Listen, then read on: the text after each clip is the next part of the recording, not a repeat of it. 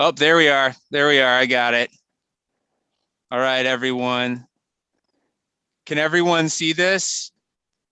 Give Yeah. me a thumbs up. Oh, all right. Cool, cool, cool, cool. All right. And y'all can see the first slide to my thing. Everyone, thumbs up if you can see the first slide. All right, perfect, perfect. We're gonna make this happen now. Thanks, y'all, for being patient and hanging with me. But like I said before, my name's Tim Parks, fisheries biologist, Wisconsin DNR, Marathon and Portage counties. I'm based out of the Wausau field office, and I do a lot of work with trout, particularly with the eastern side of Marathon and Portage counties. This is basically going to be talking about some work that we had that pertained to the Plover River Basin, which was both our rotation monitoring, our trend monitoring, and some work where we looked at spring pond connectivity in that basin and how it connects to the Plover River as a part of a larger project where we're looking at this with the University of Wisconsin Stevens Point. So I'm just going to go right into it. So in spring of 2021, we really started beginning this work. As I mentioned before, some of it was a monitoring aspect, which most of that actually happened in the summer, where this was our year that we had to do the Plover River Basin. Next year, it'll be some other basins, such as the Little Wolf River Basin. But we're doing this year the Plover River Basin, where we're looking at this. And as I mentioned before, although trout like to stay in a main stem of a river, they don't have to follow the barriers of that main stem river, and they can go into any sort of tributary or spring pond that they want to. And that's the second part of what I'm going to be really talking about here is spring ponds. Spring ponds is something very unique that we have in northeastern Marathon County, and we really don't know a lot about it. So we started asking some folks about it because we recognize it as a special resource, but we still just don't know much about it. So we're trying to initiate some new research right now, which has been started with a graduate student project at UWSP looking at spring ponds and trout ecology in central Wisconsin, particularly with specific focus on the Plover River since it's so close to the university. This is work with Dr. Josh Robbie and Keenan Foley. Initially, before any of this work was being performed, we did some previous work just to take a look at what we had for spring ponds and the connectivity based on what we had for the outlets that are coming into the main stem plover, and really get an idea of like what would be something useful that we could look at based on what we manage for already. And we even got an opportunity to survey several of these for fish, and really to get an initial baseline of what's actually out there, so we can get a good start on looking at this at a research base. So just give you a start here. So the Plover River watershed, which is basically a HUC 10 watershed, which stands for Hydrologic Unit Code, is basically a watershed that flows into the Wisconsin River that extends all the way from Langlade County all the way down to Portage County, and it covers pretty much the whole eastern side of Marathon County. And it's very unique in that a lot of other places tend to have a little bit wider basins, but this is fairly narrow. Also, one thing too is like there are tributaries here, but they're not as expanse as like what you would consider like a typical watershed. So it's pretty much the watershed's focused around the primary main stem river. So that's pretty interesting.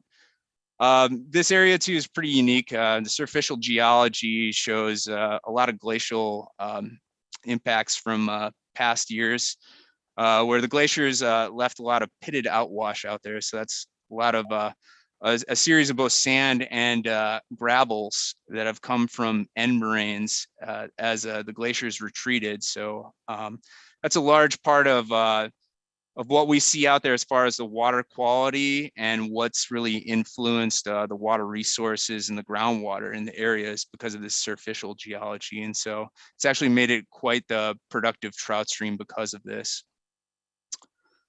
What we have there as far as land use in this watershed is primarily dominated by forest and wetland and somewhat open water, especially in these the upper portion of the watershed. As you move gradually downward, you get appreciably more grassland, agriculture, which is a mix of row crop and some pasture.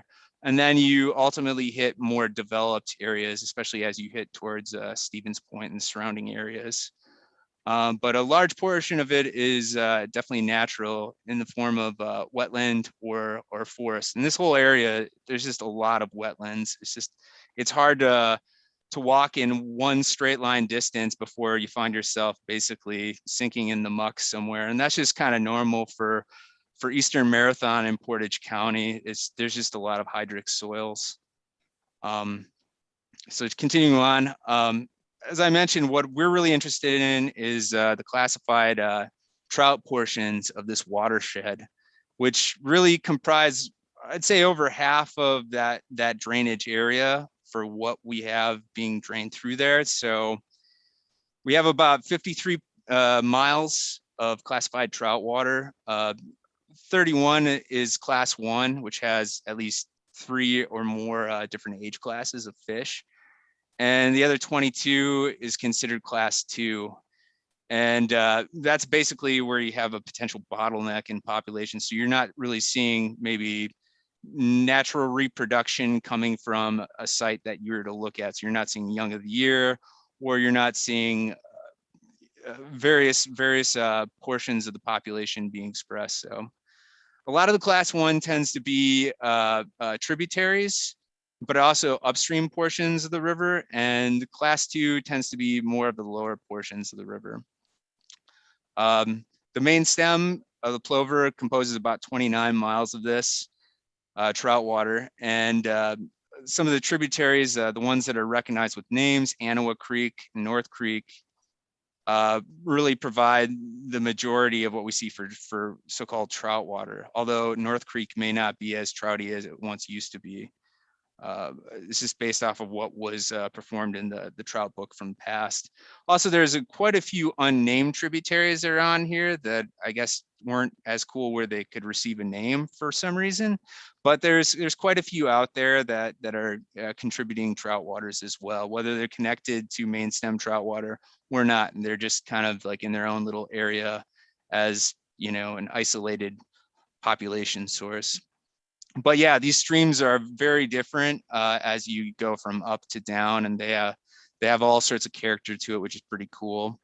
And there's all these things that are distributed throughout this watershed that I mentioned before, spring ponds. This is a silent spring, which is just a little bit south of Bavent, that connects to a tributary that eventually feeds into the Plover River.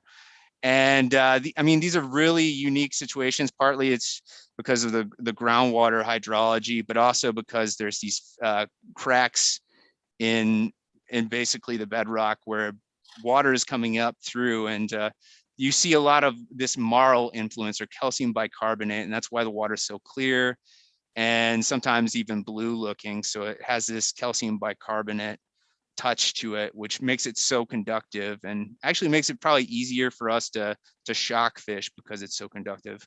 But yeah, it's another reason why you see a lot of plant growth and why trout populations tend to be so productive.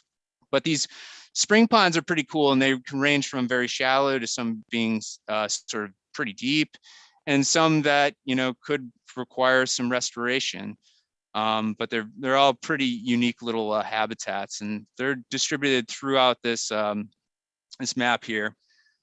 We have quite a few that we've looked at and we recognize already as spring ponds: Bear Lake, Solid Springs, Conkle Springs, Boathouse, Clark, Totten, Spiegel, which is a complex, Spring Lake, and then Pleasant Lake. Oh, can you hear me? Can you, when you talk about each of these spring ponds, can you move their cursor to where they are on the map? Sure. Well, I don't think I have the cursor I'm going to eventually talk about it, and I'm going to go through each of these, so where they are. And so we're going to have a little bit of a close up about where they are as I go through them. So yeah, I don't think I can do a cursor here. Sorry, Kirk. Yeah, so there's quite a few of these that are recognized already. And there's also a number of them that really don't have a name, or they really haven't been properly characterized or even found yet. So it's still kind of one of those things where it's like getting an idea about an inventory of where these little special water resources are kind of a good thing. So I'll show you you'll see in a little bit where these locations are as I go through this. But the big thing I always want to tell you is that, like, as I mentioned before, we just don't know a lot about these spring ponds. It's sort of a mystery. Most of the spring pond trout research was really done by the Wisconsin DNR in the 70s and the 80s. And once we figured out that certain things help to improve spring ponds and just a little bit about the ecology, we went into just kind of a plateau, and then we had this hiatus in this work done. And the work was really good, and it gave us a lot of really important information about, if we could use hydraulic dredging, what would happen? Would it be negative? Would it be positive? And we found that in these sort of situations with the water chemistry, it wouldn't really impact the streams or the ponds if we use the right BMPs, but we could increase the connectivity and increase the habitat volumes of these areas. And in doing so, really increase the trout population productivity in these areas, and, whether it's based on carrying capacity or somehow influencing the food web. But we're able to do this in sort of ways. And so we recognize it as a good thing. But again, there was many other unknowns. But we recognize that these small little habitats that are out there could have a disproportionate effect on both trout and stream ecology within an entire system. We just haven't really come to grips with what that sort of means yet. Currently, based on what we know, we still keep on managing these ponds for multiple different ways. First and foremost is we recognize there is a benefit to the stream by having these on the landscape, but also it's a benefit to the public because it provides reasonable access for fishing, whether it's, for folks that really can't go trout fishing, that are older, that, really can't manage to wade. It provides some unique opportunities for them to still get out and trout fish. And, just as I managed before, there's the dredge restoration, like when we actually get in and manage these to whether it's to maintain connectivity or maintain habitat volume or increasing habitat volume, we use these things called dredges to help out. And I'll show you a picture of those in just a second. I just kind of want to go into just a few things about these unknowns. We know about, increasing volume really helps the population, but what are these trout doing? Like, are they using it for thermal refugia? Is there something that they're using this habitat for a particular life history event? Are they spawning? Are they feeding? Are they overwintering? Is it a better place to overwinter than in some stream spots? Do the spring ponds benefit trout populations as a whole by having them connected? What is good spring pond connectivity? Is that having like a pretty much a certain size or amount of water that's released? Also, and this thing kind of relates to a little bit about what things use it, but are there resident fish within a spring pond, or do these spring ponds act like a temporary habitat, and so it's mainly migrant trout use? So these are a couple of things that we really want to get at. And then lastly, what's the community ecology of some of these spring ponds? It probably varies depending on where you are and what species have been using it or have even been introduced. In some places we've seen pike, be a primary user in some of these situations where trout really, are not the most dominant predator out there. So the community ecology, we still kind of are understanding is a lot of that as well. So these are all things going forward that we're hoping to answer in the coming years. And as the University of Wisconsin really helps to develop the research going forward with Dr. Robbie and what Keenan are doing right now. And here's a little bit of what I was talking about with the dredging. This is a hydraulic dredge, and this is the dredge that's based out of Anago. And there's a few more pictures, but basically it works to, it's like an amphibious vehicle, and there's a spud that attached that acts like an anchor. And basically the dredge, which comes down and basically removes all this marl and organic matter, and then basically sends all the spoils to an upland location. And by doing this, they're able to turn back the hands of geologic time by thousands of years and basically create this fantastic habitat that trout are able to use. In some of these places, it's really awesome for people to actually be able to target trout and to catch them. But sometimes it can be relatively a challenge based on what the habitat you're able to create based on these dredgings. So yeah, this is just an example. I just want to show for people that haven't seen what this is and how it's done. But this is what we've been doing based on what we know currently about spring ponds. And so far, the results have been pretty cool. So initially, to try to get a handle on what we're seeing out there, we had an LT technician go out and really kind of get an idea of what's out there as far as spring ponds on the Plover River. And we sent him out with a map at tons of places where we thought there were, or there's some existence of documentation about these spring ponds within the Plover River watershed. And he went in, and this was during the winter time. So this is actually a pretty good time of year to do this because of the fact that at this time of year, if you have basically frozen water at these pond locations, it's probably not a spring pond. And places that are temperature stable and don't have a lot of this freezing are probably indicative signs that you have a spring. So this is actually a really good time of year to go out there. And it's actually really cool looking at that time too. But we had JD Golden go out there, who's our LTE tech, and really get a handle on some of these places. And it was really fun for him because he got to go out in a canoe and just hang around the river at a certain time where he never really gets to see it. And he collected all this really cool information about the connectivity at these little small tributary channels, just getting an idea of like how deep they are, how wide they are, width to depth ratios, just to show how much conveyance there is at certain locations, but also showing that, all right, there actually is a spring back here, or there isn't in some of these places where we had. And so he was able to look and get some information on a bunch of these places throughout here. And that's really given a firm basis for the folks at UWSP for really trying to get going and looking at this. And I'll go through some of those from the upper portion of the watershed on down for where we have these spring ponds, as Kirk was mentioning so far. And I try to highlight where we have these specific springs that we know of. And I'm trying to give the most highlighted sense. So this is up towards Sportsmans Drive and Hatchery Road. We're kind of nearing the Langlade boundary. And this is Anawa Creek right here.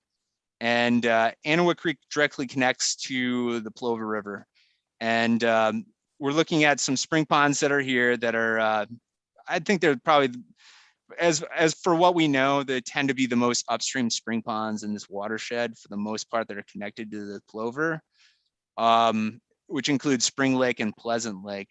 The connectivity, although hydraulically it's there, based on what we see with culverts and some places where we have sedimentation, the connectivity is kind of unknown, but it could be potentially poor. And then the habitat between these spring ponds and the Plover River isn't totally the best, because we were seeing trout at when we did the rotation surveys on Anawa Creek. The closer we were to the Plover River, we were seeing a lot more trout. And then as we were getting further up away towards the upper end towards Sportsman's Drive, before we started hitting the spring ponds, we're seeing a lot more sedimentation issues and actually some issues with culverts. And so we're not really sure for what these spring ponds are about and their status. there in these places, trout are assumed to be present, but we don't really know anything about these populations. So I'm just going to go from these upstream portions of these spring ponds all the way down and talk about these significant ones that we have here. Next one I'm going to talk about as we go downstream from Sportsman's Drive is Totten and Spiegel Springs. And this one's probably well known amongst folks. It has proper public access. And it's basically a complex of two different spring ponds. Spiegel Spring, which is towards the northern eastern part, which connects in two ways to the Plover River. And then Totten Springs, which is the one that's the most western portion that actually swings back down then into the Plover River. Both are probably pretty important as far as what they have here. They're a little bit different in their characteristics and how deep they are. But they've tend to produce some pretty big fish from the past. And these are places that actually have been dredged in the past, and they're using the old methods for dredging. And so in a couple of these areas, they could probably use some more dredging to based on improved techniques to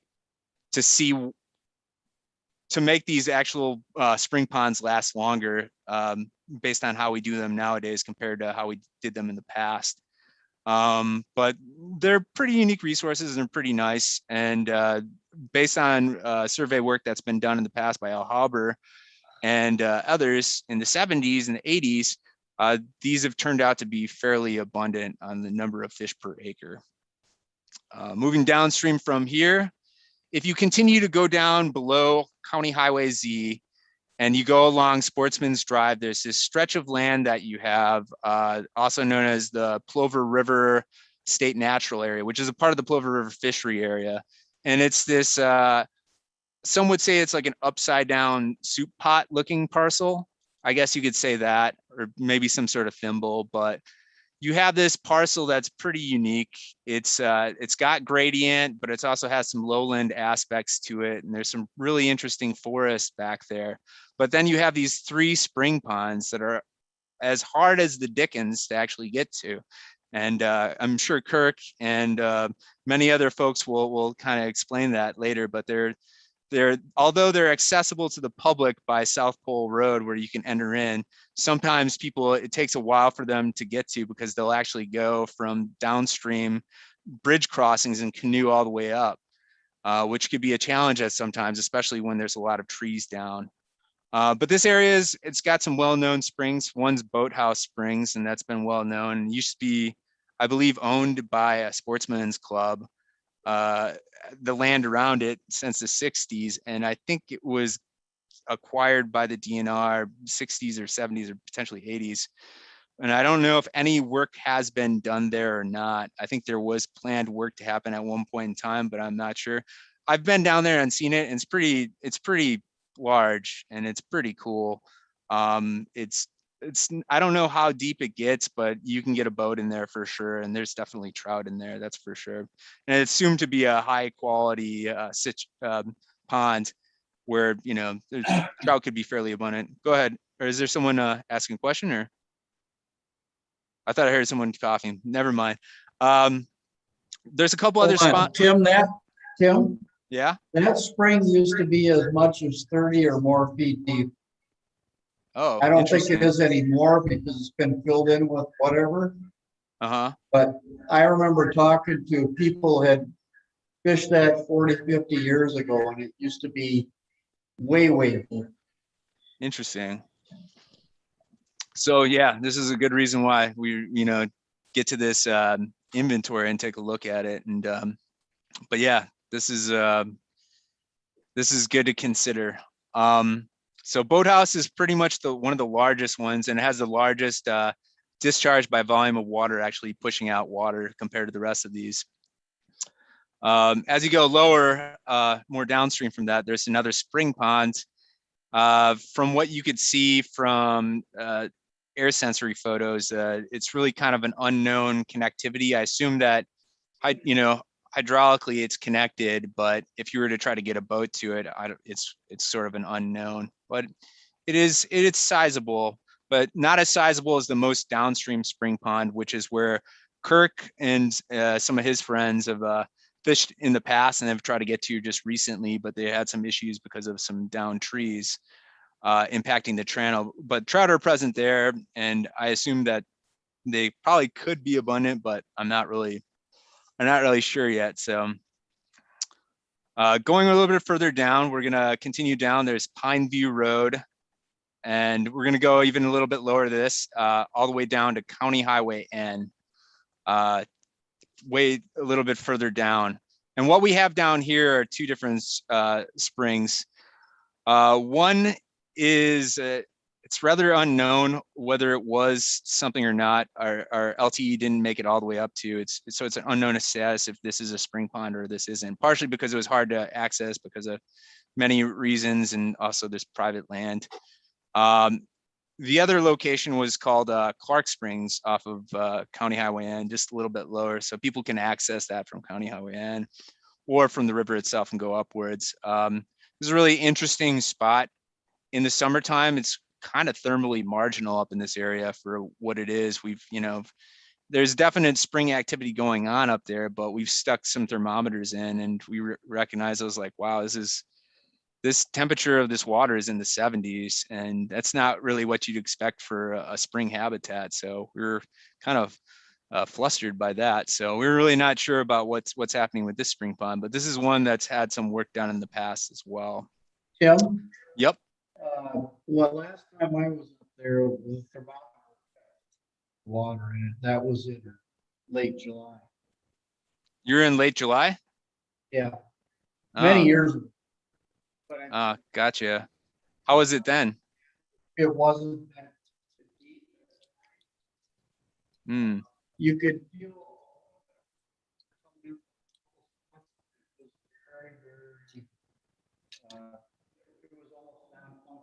Hey, Kirk, can you speak into the computer?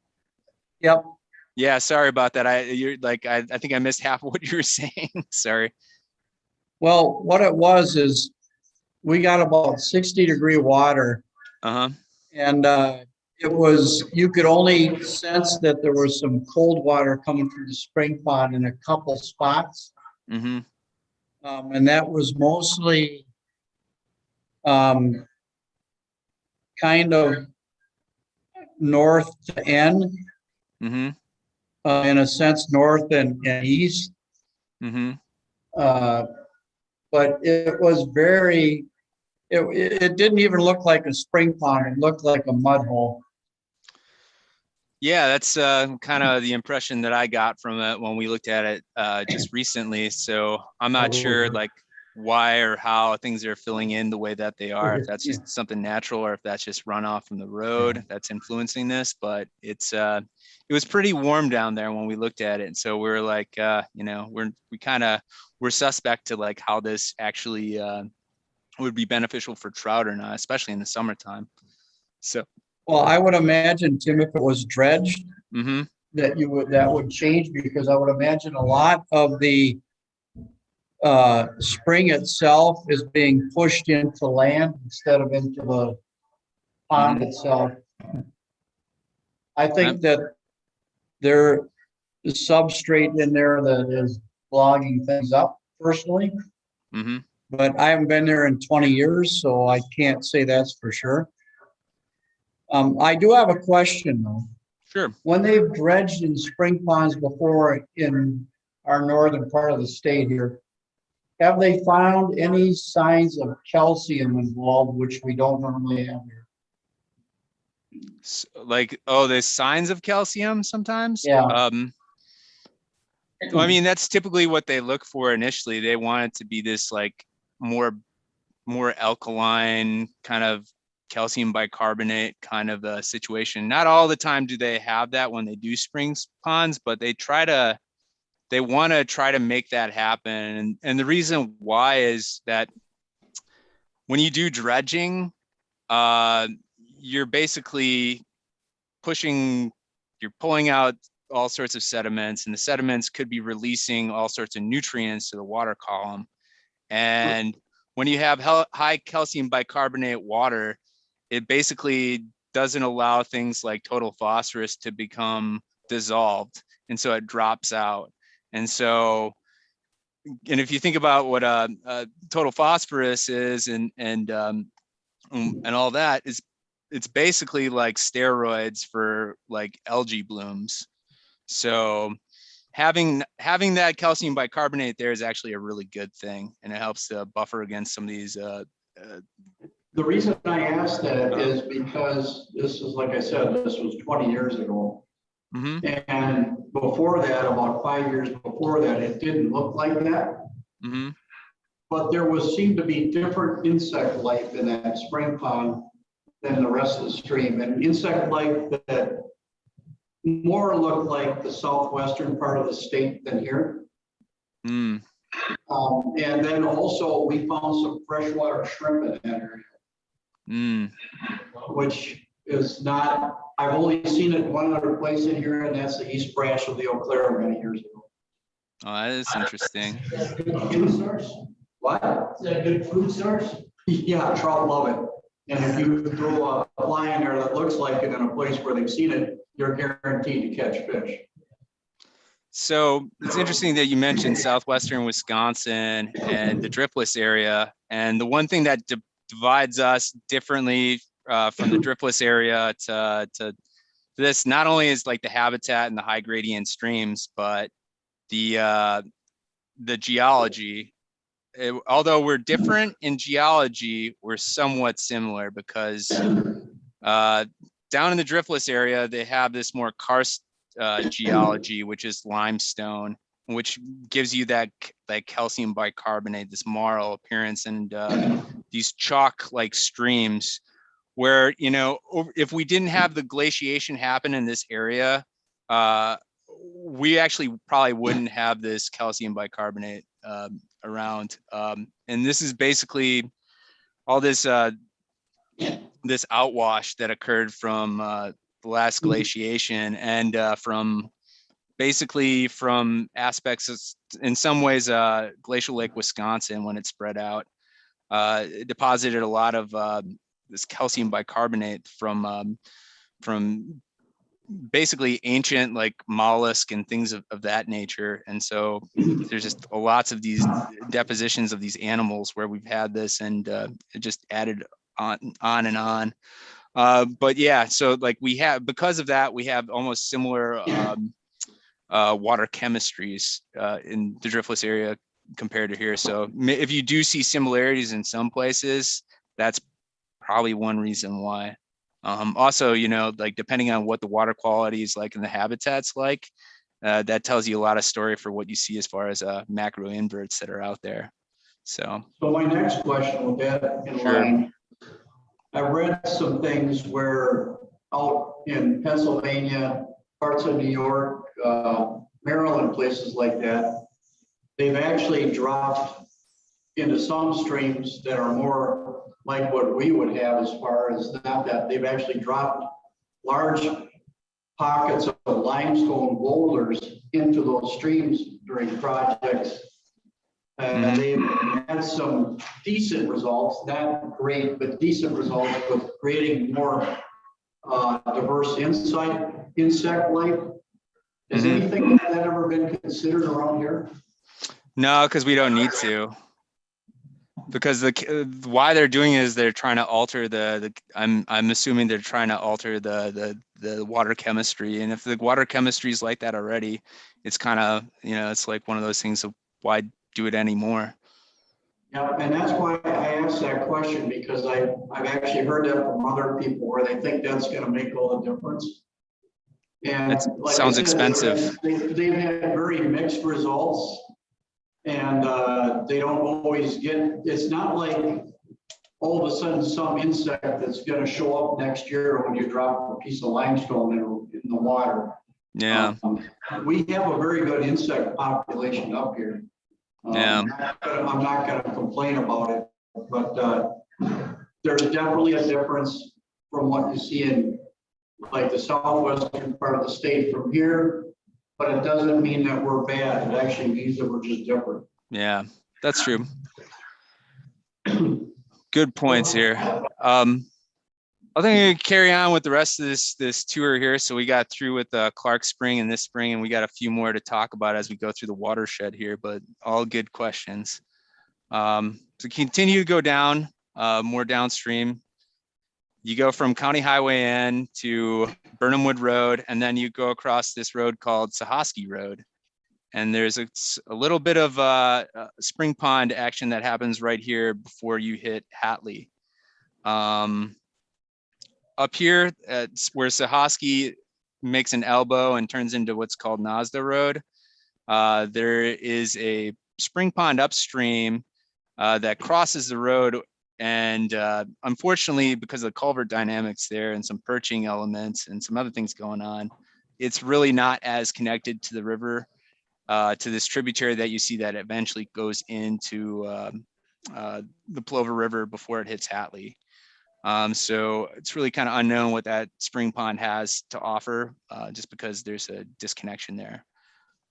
More upstream of this, for where this tributary comes into, there's a couple of springs off of the east side of the river, and they're really kind of unknown status too, just east of County Highway Y. But one thing that is pretty noticeable is that the populations of brook trout are pretty prevalent in this area. You can never get locked in. You just gotta push this real hard. Someone had a question, or Okay, I'll have them.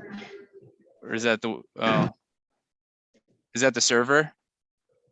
Yeah. Oh, all right, gotcha. So carrying on. Carrying on. So these are some of these spring ponds that we have up above Hatley, and probably another reason why it makes the habitat so unique, but we just don't know much about these springs right here. Going down, as you go below Hatley and below Highway 29, you have this series of spring complexes that are available surrounding Conkle Road.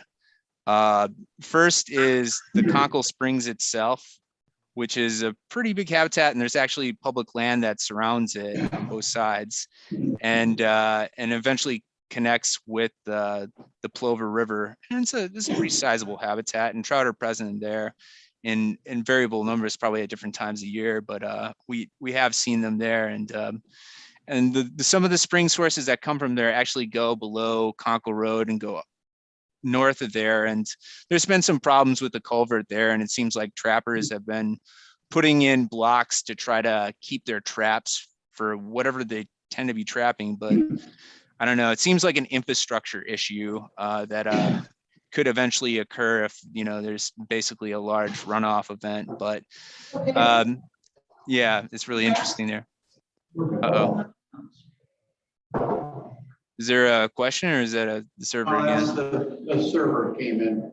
Oh, Sorry right on. about that. Oh, no worries. Don't worry about it. That Conkle Springs area, Tim, there's quite a bit of DNR land in there, including a dog training area. Yeah, there is a designated drug area. So what's the issue with the trappers again? I'm not sure I'm understanding that. So there's a culvert at Conkle Road that connects some of the spring sources that are coming in from the northern neighbor to the pond at Conkle Road, Conkle Springs, where basically that culvert is actually, it's not being fully dammed, but it's being dammed enough for, I don't know, I guess some trappers have put up these stones for some reason to influence whatever is coming into their traps or whatever, but it seems kind of futile.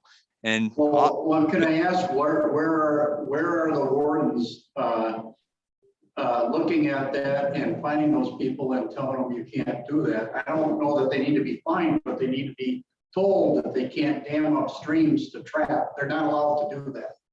Well, yeah, this is part of it. And this all depends on people reporting it or they don't report it. Because I mean, the wardens can't be every place at once. There's only one officer for the entire eastern portion of Marathon County. So if they don't see something readily there because they're not actually in the spring pond, it's very difficult for them to see. So when these things happen, like I tend to, because like, you know, if I'm there, I'll rip that stuff out on purpose, just because it's like, that's not there. But really, it depends on who maintains that road. Usually they're the people responsible for that sort of thing. Yeah, I go there a couple times a year. I wasn't aware that was happening. The next time I'll look, and if it is, I will definitely say something, because I don't think anybody should be able to change or modify something without any approval. It's just not right. Yeah, and it's something that could, if if they have a flood or something there, I mean, it could impact infrastructure. So it's not the best sort of idea to get at, and most people don't really realize when they make these decisions. So I know, I can understand why there would be trappers there. I have seen mink there many times. Yeah, I think maybe it's pretty full. I mean, there's a lot of reliable food source for them, and there's actually used to be some pheasant planting in the area. So I mean, it's not surprising to me. Yeah. So maybe it's going to require some proactive signage, I'm sure, if that's the case. But yeah, it's one of these problems that are had there. But in the pond itself, fish are fairly abundant. Trout, we're kind of unsure about their levels of abundance, but there are a lot of other fish that are there. They're cold and cool water species. There are some really big suckers in there for sure. And yeah, so if y'all fly fish for suckers, that's the spot. Yeah. If you're not good at one thing, you gotta do the next. Diversify. So beyond Conway Springs, Tim, can Carl yeah, ask your question back here? Sure. These spring ponds, how do they affect the temperature of the river? They probably have a disproportionate effect depending on how much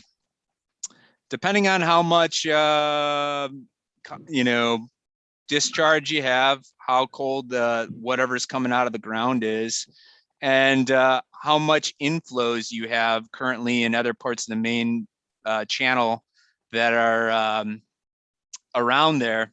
If it's already cold in that river, it might not have as much of influence thermally as compared to someplace that's maybe lower down into the Plover River, where temperatures can be rather marginal in the summertime. So these things could have a big influence. We still kind of don't really know, just because we don't know the groundwater dynamics as well on such a fine scale. We're starting to get an idea a little bit better, but it's something that we're kind of a little bit farther off on. So where was I? Good question though.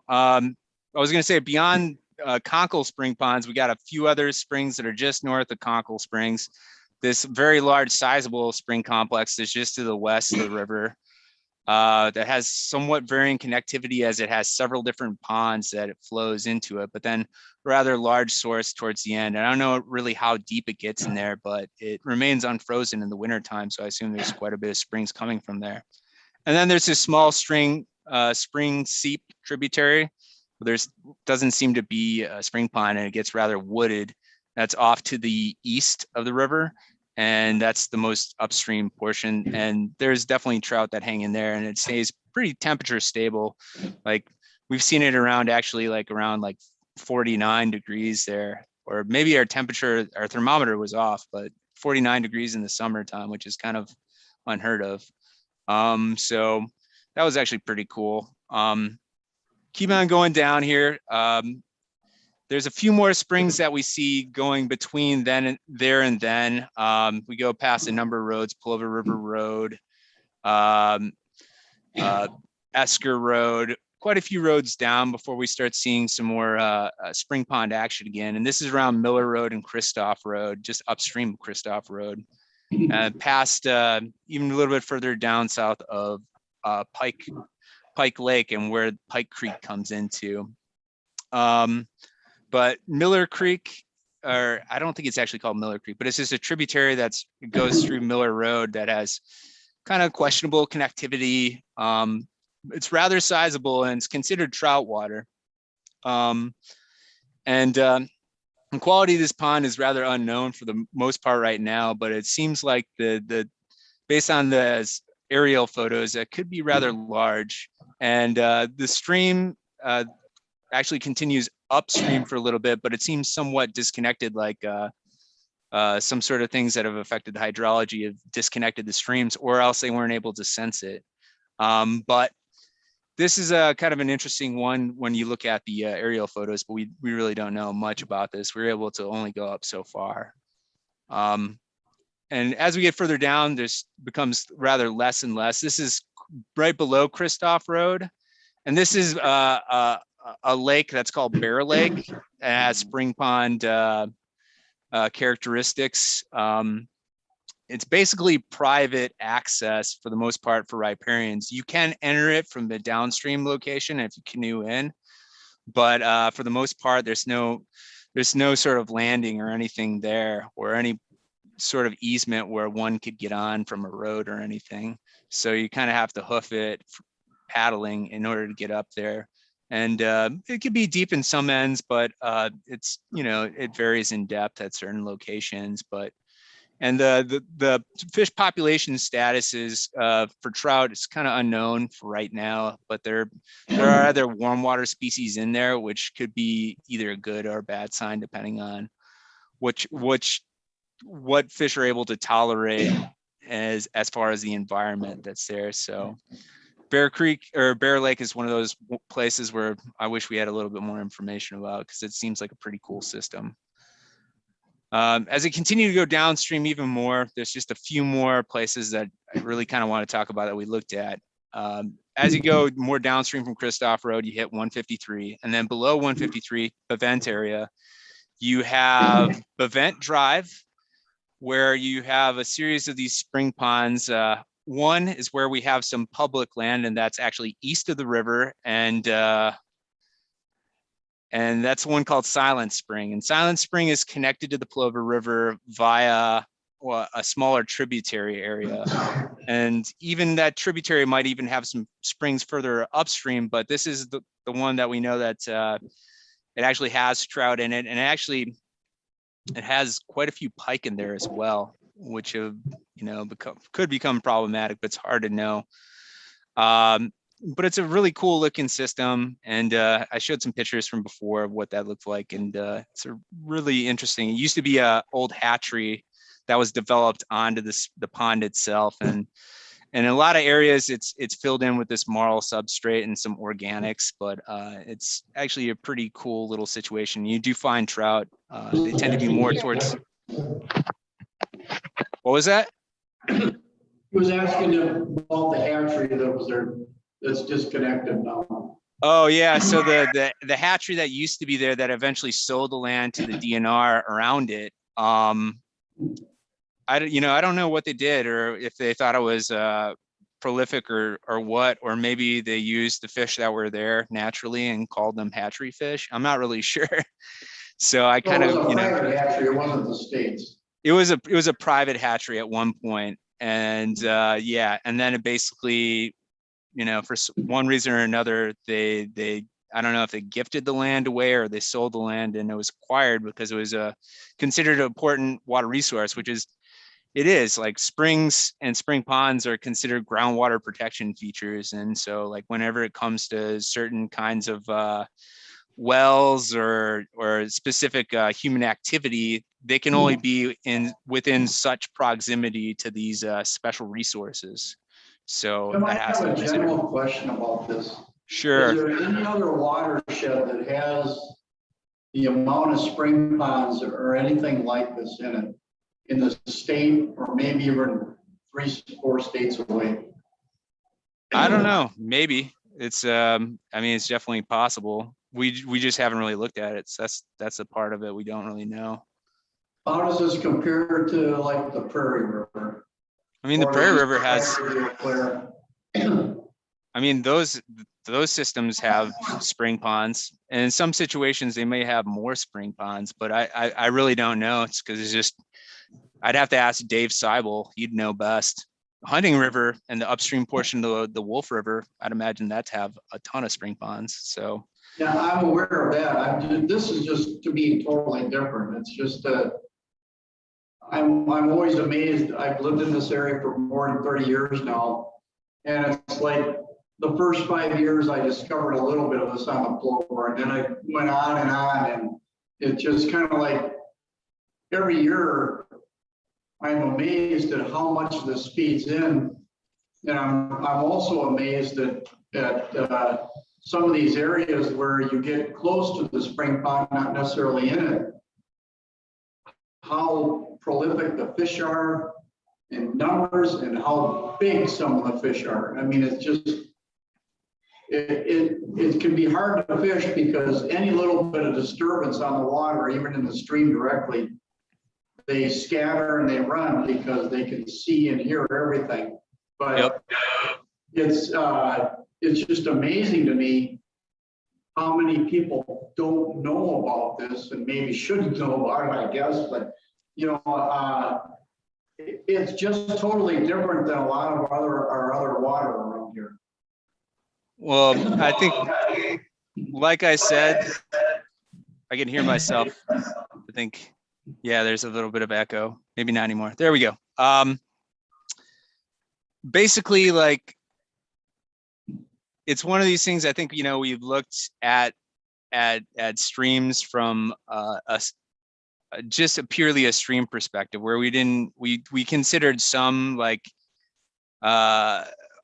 maybe off-channel habitats, but that was less focused on in the past. Like, you know, it just wasn't really sort of a thing. And we're really kind of adapting to this science as it comes along, even though it seems like some of it's rather old science, but it's you know, part of it's just the fact is just we never looked at it, or part of it, the fact is that, you know, we have seen this stuff there, but we just don't, the public doesn't really have as much access to it as we have in some of these places. And there's a lot of places where we just don't have access. And so like, there seems to be a lot. It's probably because, you know, maybe we just never looked. So that's maybe all part of it. I don't want to make this sound like it's completely novel, because it's something that we probably could have considered in the past, but yeah, it was just, you know, we weren't there with our thinking yet. So, you know, whereas we looked at like in-stream habitat, and maybe that had a profound effect on things, but in some places, maybe it didn't, you know, so we're still figuring this out on an adaptive management basis. So, good question though. So yeah, I think I mentioned Silent Spring, and we have some other springs here. We have this spring that's actually pretty noticeable from Bevent Drive Bridge upstream there, and it's not as sizable as one would think, but it's big, and it has a little bit of depth to it. And then as you go downstream, there's one more spring pond just to the west below the bridge. And when I've driven past that and I've looked at the stream below it, it seemed like there was some dewatering that was happening. And so it must be some sort of issue with connectivity because of either a culvert or something else where the hydrology has changed a little bit. So it's not necessarily a connected spring pond as what we once knew, and we probably won't really know what's up with that. But very interesting. There's a few more that I downstream, but there's not as many. And I think this is the last one I'm specifically talking about, where there's a sizable spring pond that's connected to the Plover River far below the Trout Water.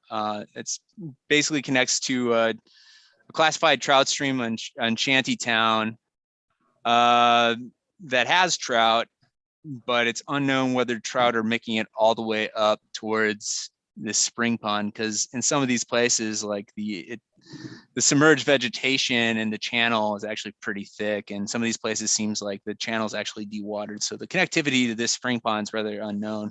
But there are signs of trout, especially as you go down, although that there is some habitat degradation occurring, and it's prevalent in some of these areas, regardless of the fact that it's wooded or not. So pretty cool. And that's kind of really what we were able to look at with our LT and what he was able to assess, looking at all these different measurements. And that's the best sort of narrative I could probably give to it right now. That's kind of a basis of the best for what we have for the Plover River. Pretty cool and pretty neat. And one thing is that as we go into this this project, which we're just starting to get into with Keenan Foley and Dr. Josh Robbie, which is going to give us a lot of insight about how habitat works, I imagine, and some other stuff, and give us some more insight between a lot of other biologists who are just really starting to be interested in this, including Dave Seibel and Jen Bergman and some other folks that are around the state that have these resources with them. But UWSP is really starting to get their go with this this pilot process. And one of the things that they're interested in is like, if you're apt to knowing a lot about these springs, or you're able to fish these springs because you have access to it, or whatever. Do you have access to these spring ponds? Do you know of landowners surrounding them? Do you know if you can get a boat into them or not? Do you know if this would be a good place? Are there a lot of trout in there? Have you been able to catch trout? Just any sort of information that you have that'll allow us to better study these things. We really want that sort of information. And these are the contacts. I'm going to give everyone just a second there if you all want to write that down. But Keenan Foley, that's his email. He's the grad student that's working on this currently. And then for right now, Dr. Josh Robbie, who's the big trout professor, he's a fisheries professor, but he's really interested in trout and he's done tons of research on the Little Plover River and groundwater dynamics in there and their movements. And so he's really interested in the Plover River and how these fish are using these spring ponds. And he's willing to look at fish that are like being tagged and how they move in and out. And so, and there's a bunch of other interested folks as well, but these are the people that would be your main contacts. So I'd recommend, if you can, just writing these down. And if you have any sort of information about this, contact these guys. They'd be more than appreciative as getting this going, because I think it's something that we haven't really done in a while, and it's something that's really kind of rather untapped in a sense. So those are some folks there. I got my other part of my presentation now. I remember I said I was going to talk about trout in the stream. I'm going to talk about trout in the stream now. So it wasn't just going to be talking about spring ponds. So spring ponds are cool, and we're just starting to get to know them a little bit better. But we were also in the Plover River watershed, both tribs and main stem, looking at the population, trying to get an idea about what the status is. And so lucky enough, I had just enough time as my field season ended just recently to actually get some of this data and get a bit of time to analyze some of this so you could actually have some results. Normally when we do these presentations, it's usually in the winter time, but I think I was able to make something work out pretty well, where I was able to get some summary information that can give you some insight about how these trout populations are doing. We basically looked at a series of 28 different sites, 13 main stem sites and 15 tributary sites. 2 of these sites are trend sites, where we have one at Hatley and County Highway Z above there, between there and Totten Springs. We performed 6 classification sites, so sites that we basically did not have any information, but we thought there'd be potential trout there, and 3 of these locations actually produced trout, which is actually pretty cool. And then we also had these 15 other tributary sites, or actually make that 9 other tributary sites that were rotation. Anyways, let's just get on with the data, as I say, Dable, as like saying data table. Yeah, anyways. So we're just going to get it going, talking about brook trout density. And our metric that we use for that, where we look at adult populations or fish that are actually sexually reproducing at this point in time that are not juveniles. We're looking at brook trout that are greater than 5 inches. So 5 inches or greater fish, and basically CPE stands for catch per unit effort, and that's our index of abundance or density that we use, where we look at the number of fish per mile.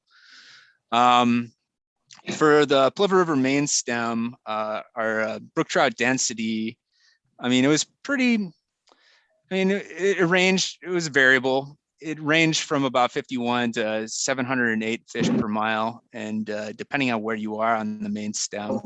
And it was pretty abundant in some of these sites. Upstream sites, you saw considerable higher densities of brook trout. On average, it was around 384 fish per mile, but it was as high as 708 fish per mile in some places. Then as you get downstream more towards Hatley, it became low to moderate sort of population densities where you're seeing anywhere between 51 to 262 fish per mile. And it was pretty interesting. Even though we had the density of fish, we didn't necessarily have the recruitment, and which I'll show you in just a little bit. And that's just for the main stem. What we saw for brook trout density was probably even more variable for the tributaries, depending on how the state of the tributary was, or if it was warm water or it wasn't. Tributaries sometimes were very productive, and as high as almost 1,100 fish per mile to basically we're having zero fish per mile. And surprisingly, in some of these areas where we were seeing zero fish per mile, like it was more surprising than I expected. I thought I'd at least see some fish out there, but we weren't seeing that necessarily in some of these tributaries, but that's just what it is. As I mentioned before, recruitment's where we basically, it's a dynamic rate function of where we're looking at basically the young fish that are coming into a population and adding to a population, the age zeros or the age ones that are actually adding to a population over time and eventually becoming an adult. These numbers are a little bit different and sometimes variable compared to what we have as far as adult numbers because of the time of year, their growth, and when they become actually vulnerable to our gear, but it gives us a good indication at which places are important and what parts of the stream that are like, all right, this is like a pretty important habitat that actually, produces a lot of the fish here, and maybe we should protect it or we should do additional habitat work. So when we looked at these, we looked at the number of fish that are less than 4 inches. That's our general metric that we were looking at, the catch per unit effort. And as for what we're seeing in the main stem, it's about 39 fish per mile on average, and it ranges between 0 to 173 fish per mile. And again, this is just relative because it's hard to know. We're hard to actually sample these fish in a lot of different places, but from what we see is that it was pretty strong in maybe 6 sites along the river, the main stem at least. Some of the places that had the strongest recruitment tended to be these upstream sites, with the exception of Burnhamwood Road, which was, for some reason, there was a lack of recruitment both for brook trout and brown trout, but in general, it was rather high from upstream portions, with the exception of Burnhamwood. And actually, too, we didn't see a lot of fish coming from the most upstream sites towards County Highway HH, which we would expect that to be the case, but maybe just the habitats are a little bit lower towards Highway 52 and Hatchery Road, formerly known as Highland Road, tend to be a little bit more of these areas that smaller fish tend to actually occupy, just a little bit more wider spread, able for them to get out of the current, but they tend to be rather good. As you go downstream, there was substantially less recruitment happening and bottlenecks potentially occurring, and we're not necessarily sure what's that from, but the places where we did see some indication of maybe some level of recruitment or young of the year fish around age 0 fish, maybe there's nearby habitat that was pretty sound, or maybe it was near a tributary that was actually producing, which gets me to the next point. Tributaries, although they were quite variable as far as their number of or the density of young of the year fish, recruitment could be very strong at times. And definitely among 4 different sites in a couple of specific tributaries where we saw notable recruitment. In particular, the one I could think of just right offhand is this tributary that comes in from the west, just north of Hatley, that seemed to be a fairly strong young of the year producer. So that's one thing that we saw. And but yeah, there seemed to be pretty good sites in a bunch of different places, including one place that was actually very isolated from all the other trout water, and that's way low. And that's the Lost Creek mitigation sites, which is actually really close to Stevens Point. And it's basically its own little habitat there. I don't know if many of you seen this, but the amount of fish there and the density of smaller fish in particular is kind of off the charts. It's almost like Little Plover River or the drainage ditches. Is that south of the Little Plover River? No, it's north of the Little Plover River because it actually flows into the Plover, and the Little Plover River doesn't actually flow into the Plover, but this one does. And this and it's a stream that's actually, it turns into a ditch basically just north of what is it? Fleet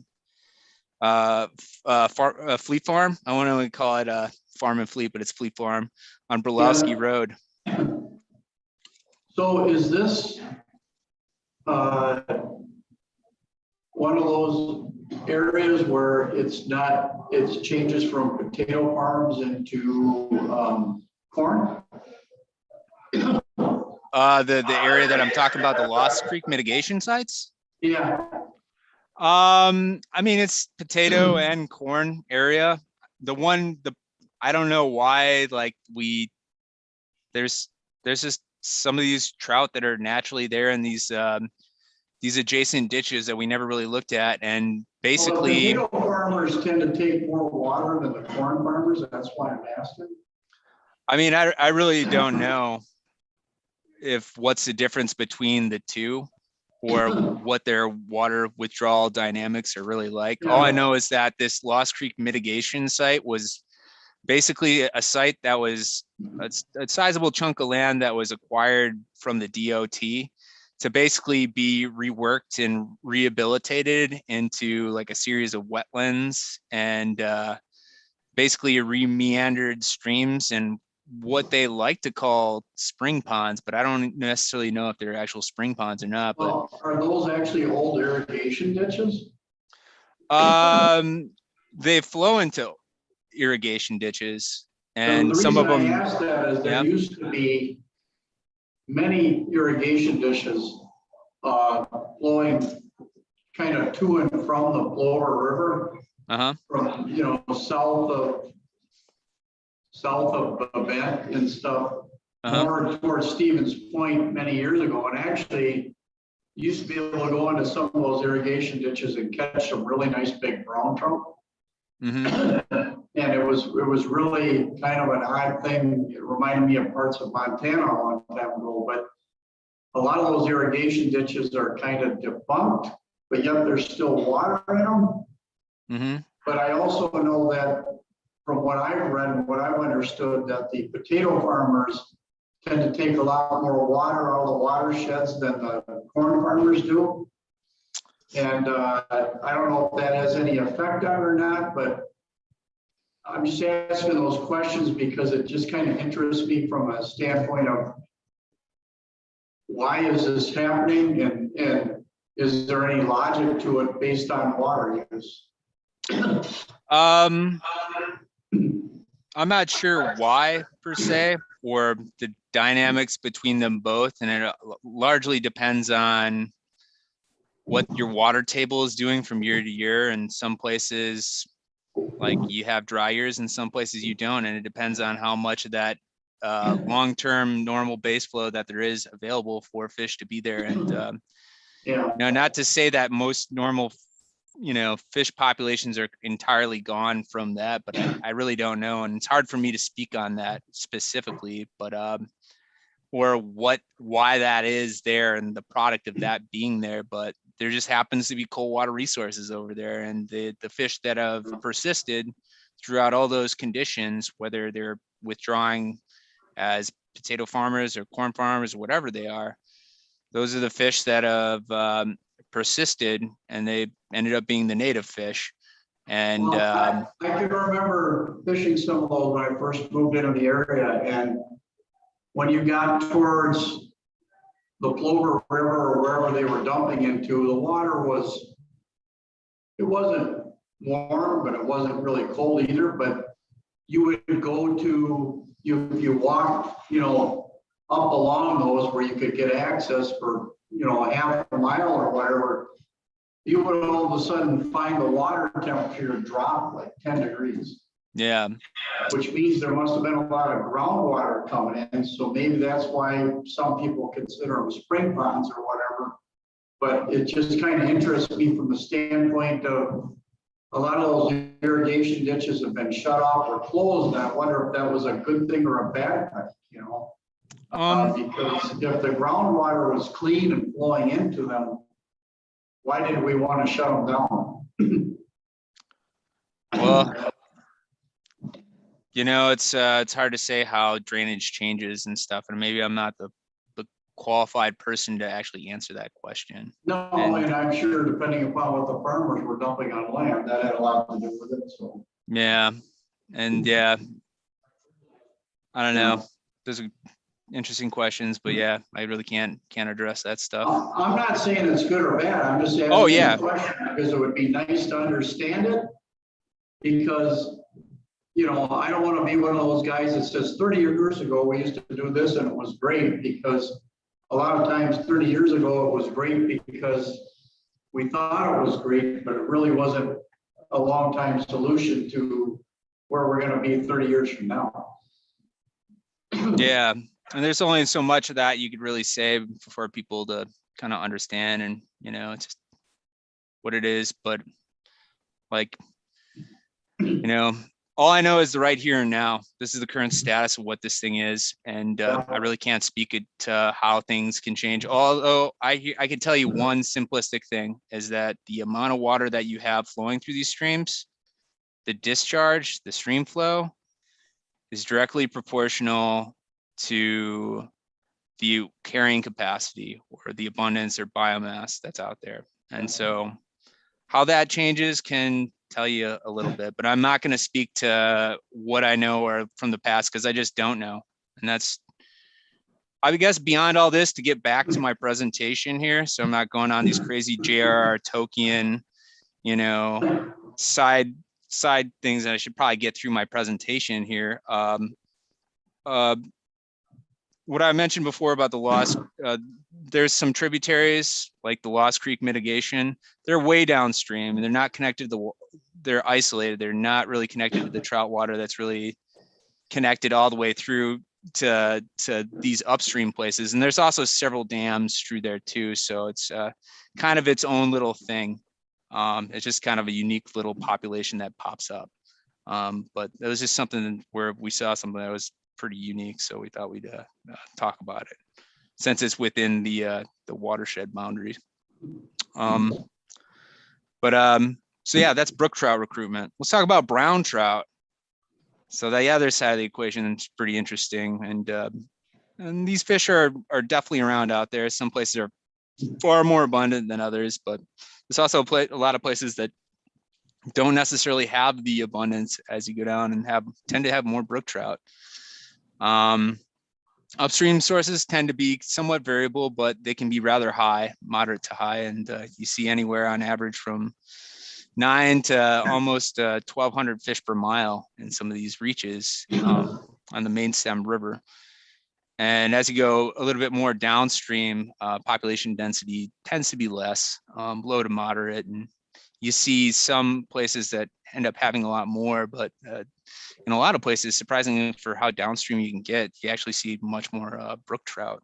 So it's actually kind of interesting as we kind of look at both of species, because there tends to be this inherent balance that we're always trying to manage for. What's the demarcation between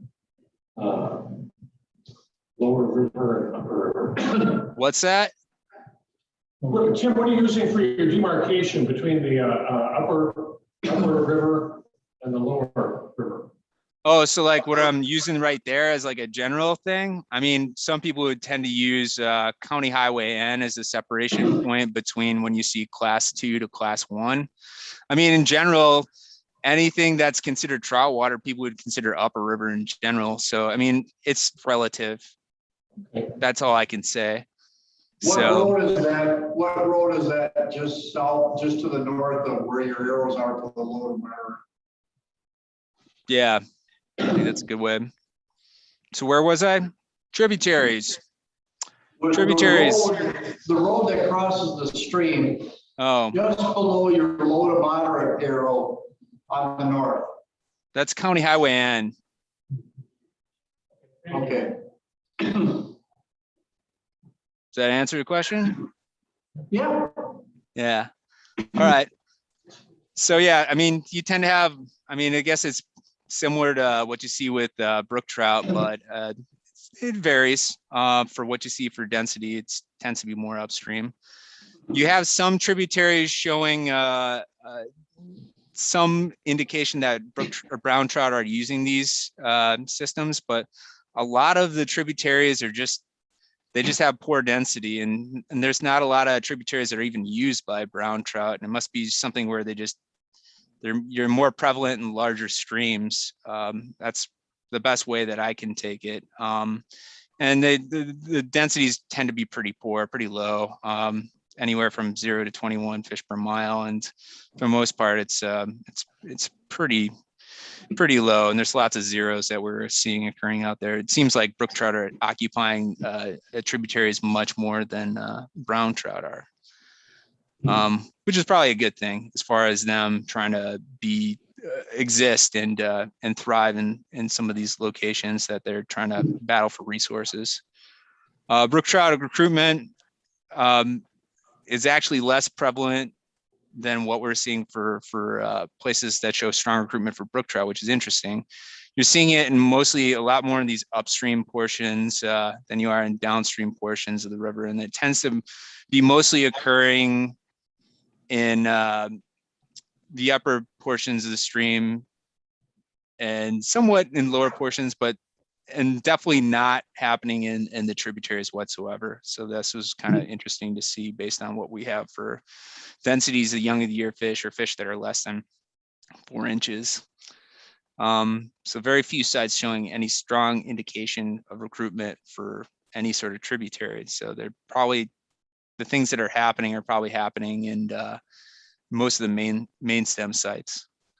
I'm going to go into just basically the status of several different sites that are out there that are known trends, and also rotation sites that we visited in the past for comparison for what we're seeing for brook trout and brown trout. I'm going to go through our trend sites first. Our County Highway Z trend site, which is just upstream of County Highway Z and basically on an approach to the Totten Springs area, which we stopped just before we hit the springs. Basically from here, we have a CPE brook trout that's probably about 193 fish per mile. And this is within range of what we've seen in the past, but it seems to be a little bit less than what we kind of hoped for compared when we look at other species like brown trout, which seem to be thriving in this area more so, which historically have been significantly dense or less dense in the past. Anywhere from 179 to 875 fish per mile. And this year we saw 1,200 fish per mile of all different sizes from 2 inch to 19 inches. And so very dense population, and a population that's seeing a lot larger fish too, which is really interesting. But it's something that we're trying to show a little bit more concern about, especially in some of these trend sites where we're seeing densities of brook trout and kind of dwindle over time. And so it's something that we kind of have to be relatively, taking very seriously as we do any sort of a habitat work in the future.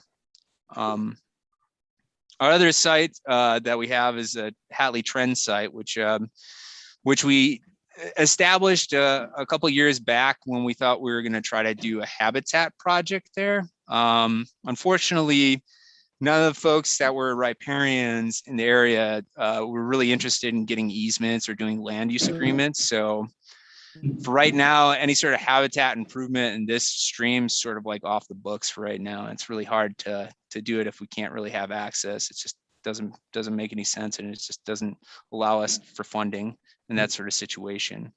What we've seen here for brook trout is that they tend to be more abundant than brown trout. Historically, this kind of good news is that brook trout are more abundant and dense this year than they have been in the past from what we've seen.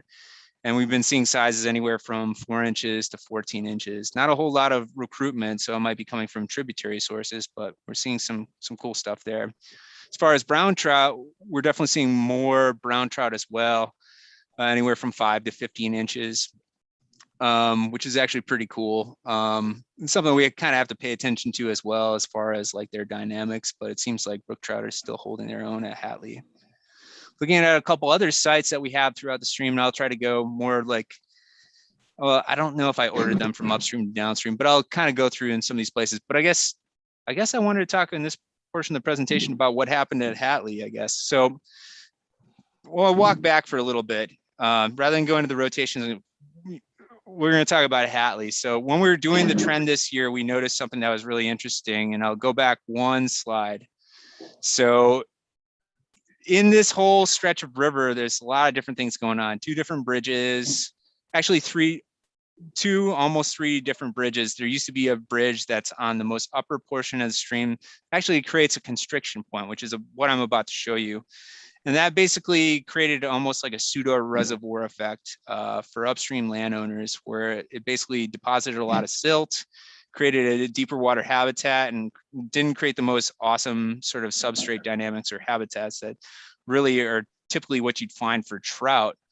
Really interestingly is that, I don't know if this was something from a flood or is this something that somebody personally did. So this little yellow that's marked out there is the constriction point of where it used to go through a little trellis. There was a bridge there, and a river that was really wide became really narrow, and so created this sort of dam-like effect. But basically what happened was, so here's basically what that little constriction point looks like in this old crappy bridge. Something happened there where the constriction point is still there, but something happened where a flow from either a flood or someone ripped out stuff along the side, and now there's a considerable amount of flow happening around there. And so this stream constriction is actually now it's flowing, so it's relatively more connected, and so there's more flow coming through there than there was before. And one interesting thing is that we noticed is that the bed composition, and I don't know if this is like it had enough power to change things, but the bed composition was noticeably different. It was a bit coarser, less fines that were in the deposition, and that was actually pretty cool. So it made it a little bit right between those 2 areas where we found the massive sucker hole. Yeah, so like right downstream of the constriction is basically a massive it's a scour hole, and that's where basically there's like 800 suckers down there. And so and they shocked that there were suckers boiling up, and they were like anywhere from here to here. It was just unbelievable. It was unbelievable. Yeah, it was almost like too many to count, and so we were struggling, but always a good challenge to have for us, that's for sure. But yeah, that was an interesting little area. So I just wanted to add that to everything just when I was talking about the Hatley site. So I'll now that I kind of described what happened there as far as changes, maybe things will happen and you'll see changes to the fish assemblage as things occur over time. I'm not really sure, or the habitat, but it'll be interesting to see and to look at over time since we have this trend there established now. Is that Jason on the bridge? Yeah, that is Jason there. He's standing there for scale. So it is it's a smaller bridge, but it's large enough where I think it was made for maybe a snowmobile trail at one more point in time. So well, we sent him out there because if he fell, we didn't care, right? I think, yeah. Yep, that's what he's on. I know he's on. That's why. No, that's why we did it. That's true. That's true. So those are two trend sites. We had a few of these main stem rotation sites that we visited in the past. I'm going to talk about those next and what we saw in the past compared to what we saw now. That's my big trout face. It's like, how many trout do you get? And so, yeah, that's, or how big do they get? And so that's my excited face, I guess. So you notice how attentive I am then. Yeah. So this is County Highway N. We just talked about that before as like a demarcation point, basically between different classifications of what we have are the upstream versus the downstream, which is all kind of relative for the stream. But we had a site that was just upstream of County Highway N where we performed a site. And this is kind of what we were able to find. We saw a lot more brown trout than we've seen in the past, anywhere from 2 to 19 inches. And historically, there was about 42 to 69 fish per mile. And so it was quite a jump in the density of those brown trout that are there over time. Might have something to do with hydrologic dynamics. He wants to know if you got a banjo with that hat. The banjo with that hat? Negative.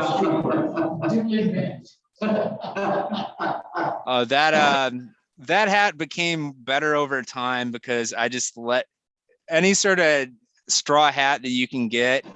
It's only better the more you smash it and it gets plowed by equipment, and gets sunk, gets wet.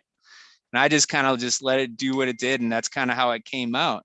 It was actually really cool. One more question for you on that is the reason you're not smiling is because you don't have any front teeth, or what's the deal? I think I was just, somebody said, look focused. And I was like, okay. So I try to smile sometimes, but I think I must have been in a mode maybe. So anywho, so just talked about brown trout, brook trout densities. Historically, they're a little bit higher too, as what we're seeing there. And the densities of brook trout and brown trout were fairly similar. Brook trout were a little bit higher, but we noticed that populations were both more sizable than what we've seen in the past. And maybe that's a product of hydrology, but we're not really sure. And that was pretty interesting. So we see a couple other places that were sort of a similar finding where we saw these big bumps in densities of fish. Next, I'll talk about a site that's actually just a little bit upstream of there and also upstream of the County Highway Z to Totten Springs site. This is a very, very productive site. It's basically within the Plover River fishery area and just kind of near or downstream of where the Anawa Creek comes in.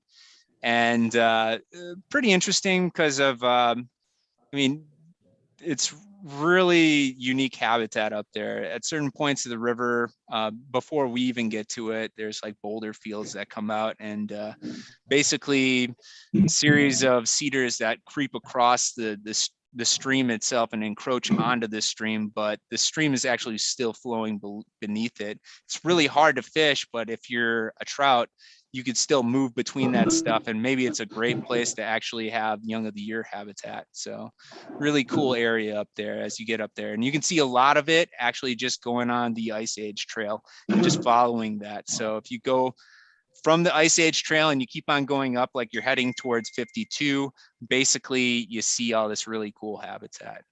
And it's a pretty cool hike.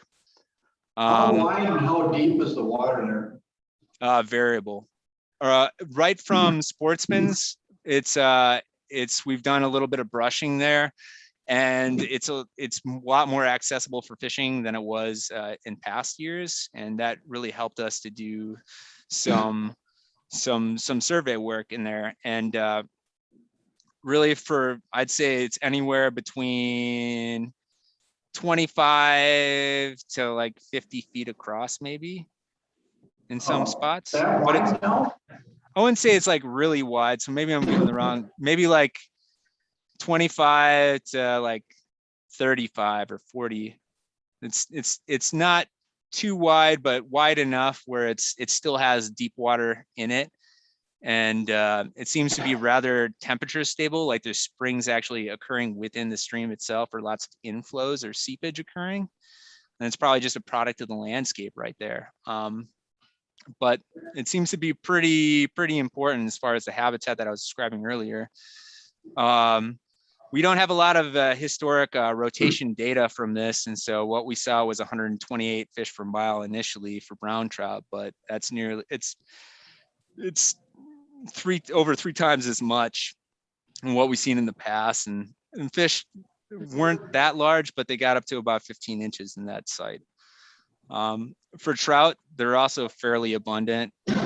Historically, there were a lot more fish there that were brook trout, and so the densities have actually gone down a little bit. It's hard to say because we don't have that much baseline information to really give the best sort of idea for what's happening there, but it's somewhat of a concern as brown trout begin to use that habitat a bit more so than brook trout. So we're going to pay attention to that. Do the brook trout get preyed upon by the brown trout tremendously, or what's the deal with that? Because one goes up, one goes down. What happens? I mean, yeah, that's one thing. There's also life history advantages and growth advantages of one fish. Also, brook trout tend to be a little bit more aggressive, and they'll, regardless of the size, they'll go out and maybe they're more apt to being harvested than, brown trout, which could be a little bit more finicky to catch. There's just a lot of things, and really it's kind of it could be also discrepancies with the kind of habitat improvement projects that we do. It's really kind of the $5 million question. So what really causes the balance to be tipped? We don't really know. As far as, we have some idea, but it's complicated. I guess that would be the best way to say it. Yeah, so this is a site that's, it's cool, and there's fish here, but yeah, that's one that we're gonna have to kind of pay attention to as dynamics change over time, especially with brook and browns. The next site, we kind of go back down again below County Highway N. Really interesting. We're definitely seeing a fish. We're seeing brown trout that are actually a density that were typical to what we're seeing historically. We're seeing some larger fish out there, which is pretty cool. But interestingly, we're not seeing any young of the year or YLY fish at this point, which is kind of interesting. All the other sites around it all have sources of young of the year fish, but for some reason, this site really didn't. Looking at brook trout, it's within range of what was seen historically. It's very typical size range, 5 to 12 inches. 102 fish per mile. Again, we're also seeing no young of the year fish in this sort of region. So I don't know what's going on there because we're seeing young of the year and sites both upstream and downstream from there. And so this is another site where, although it's within range of typical densities that we'd see, the balance between the fish is something of concern. As we go down even more, and we go past the Hatley, that trend site that we have, we go down towards Esker Road, and we're kind of nearing the bottom of the trout area. And it becomes rather interesting as far as the dynamics of each of these fish that we're actually seeing out there. And this is the Esker rotation site. And Jason Spaeth has done some dig and pile projects down there. And Jason always talks about it like, oh, nothing's ever really amounted to it. This is, I'm not really seeing any sort of things. We'll see about 1 million suckers. And we saw 1 million suckers there, but there were fish. There were fish out there, and more than was seen in the past for brown trout, which is actually pretty cool. Anything from 5 to 15 inches and much more than a historical baseline. No young of the year fish again, but it could be from upstream sources where they're drifting down, which is interesting. As compared to brook trout, we're actually seeing a lot more than we were seeing historically as well. 3 to 10 inch fish. There is some young of the year production probably happening around this site or even further up. which we're seeing as far as there. So that's a good thing for recruitment to the population. But from what I was getting from the perspectives of Jason Spaeth was that he did this habitat project, and he was like, it amounted to nothing from the data he was able to see. So I don't know, maybe the hydrologic conditions are pretty good here or something, because like it tends to be the densities of both fish seems good. So pretty excited about that. Jason, you want to say anything about Esker? I mean, it's a nice chunk of water. It is, trout numbers are very low. And like Keenan said, we actually witnessed brook trout spawning there today, downstream of Easker Road. So, I mean, yeah, I mean, trout numbers are low, but water temps are also kind of marginal down there. So, there's some pockets of cold water that are coming in, but yeah. Kind of becomes pretty less than that. Like, I mean, you have a bunch of loggers out there looking at these water temperatures over time. And I mean, you see it from year to year that these waters, like the proportion of time that in the summer that these temperatures are soaring over 65 is like how much of the time? Probably like, I'm not totally sure, but probably around 30 to 40%. I mean, I would say that they're above 66 degrees. So yeah. So yeah, with probably a maximum temp of 75 to 78. So, they get warm. Yeah. And, these depend a little bit on flow, but yeah. So something's happening where these fish are finding refugia in some places and maybe moving in and out of there. But it's kind of interesting and surprising that we're seeing some of this at various times of the year where we're seeing so many fish compared to what we see as far as results for temperature. So pretty interesting. So from Easker Road, I have one more place I want to talk about. And so it's like since it's the last set I'm going to talk about, I get to have a goofy picture of everybody looking at trout and not knowing what to do, panicking. And meanwhile, there's a guy processing fish and laughing hysterically. That's Chang down there. He's really getting a laugh out of everyone. Everyone's looking at a bizarre fish that looks like it got pecked by some sort of osprey, where it had maybe a parasite in it or something like that, but everyone's freaked out, and it was actually a pretty good time. You were there, Jason. Yep, I was. Yeah, that was a good time. But anyway, so this is Christoph Road. And unfortunately, this picture is actually not from Christoph Road. It's from another creek, Springer Creek, but I just wanted to have a fun picture. So I just used this one. Springer Creek is pretty cool. Yeah. But for those of you that don't know Jason, I've watched him twice in the stream when we were doing things, and I've watched Tim watch him. And Jason, to me, is an amazing guy, because when he's walking in the middle of the stream, he looks at things and thinks of how they could be and what he could do. And you can just see the wheels spinning.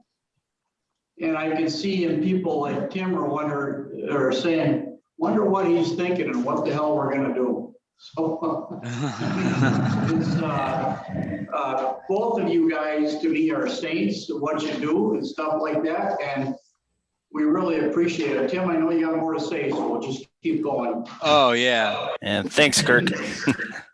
Yeah, thanks. That's actually really nice to say. So I appreciate that. And especially it's awesome that people get to notice that from Jason, that he has his little quirks and moments where, yeah, it's just like, what's going on in his head? He's just having a Rain Man moment, which is great. Anyways, but yeah, he's thinking, just constantly thinking and processing. What could I do here? What is this? And so he's really smart dude. So one of my favorite human beings. So this is the last site that we did on the main stem. That's just this far downstream, Christoph rotation, and really it's not much for brown trout, and that was kind of as expected. We saw some, not very many sizable fish, and maybe that changes throughout the year as fish maybe use downstream sites for overwintering or what. But in the summer, we saw about 25 fish per mile, which is not really much. And historically, it was somewhere around 1 to 19 fish per mile. So compared to a baseline, it was noticeably higher. Again, no young of the year production, which was very interesting. But we looked at brook trout. the numbers were much higher.